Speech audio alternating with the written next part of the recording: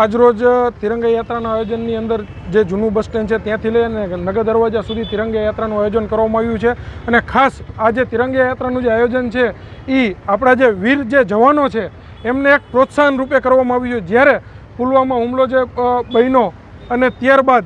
જે લોકો નિર્દોષ લોકોના પહેલગામ હુમલાની અંદર અને પુલવામા હુમલાની અંદર જે સૈનિકો હતા અને ત્યારબાદ જે પહેલગામ હુમલાની અંદર જે નિર્દોષ લોકોના મૃત્યુ થયા એને જ્યારે સમગ્ર ગુજરાત નહીં પણ સમગ્ર ભારત દેશની જનતામાં જે બદલો લેવાની ભાવનાનો જે આક્રોશ હતો એ આક્રોશના ભાગરૂપે જે આપણી ભારત દેશની જે વીર જવાનો જે સેના છે એમને પાકિસ્તાન અને જે આતંકવાદી જે સંગઠનો છે એમને જે જડબાતોડ જવાબ આપ્યો છે અને આતંકવાદી સંગઠનોને જે નસ્ત નાબૂદ કર્યા છે એમના માટે આપણા જે આ જવાનો જે છે એમને વીરતાના પ્રતીક રૂપે અને એમને એક ઉત્સાહ વધે એમના ભાગરૂપે આજે તિરંગા યાત્રાનું આયોજન કરવામાં આવ્યું છે અને એની અંદર મોરબીવાસીઓ તમામ સ્વૈચ્છિક સાથે જોડાશે અને આ એક સારા કાર્યની અંદર સહભાગી બનશે।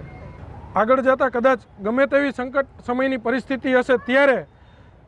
તમામ ભારત દેશના યુવાનો ખભે ખભો મિલાવી અને કોઈ જાતનો નાતજાત જોયા વગર આજે વીર જવાનો છે એમની સાથે ખડે પગે તત્પર તૈયાર ઊભા રહેશું અને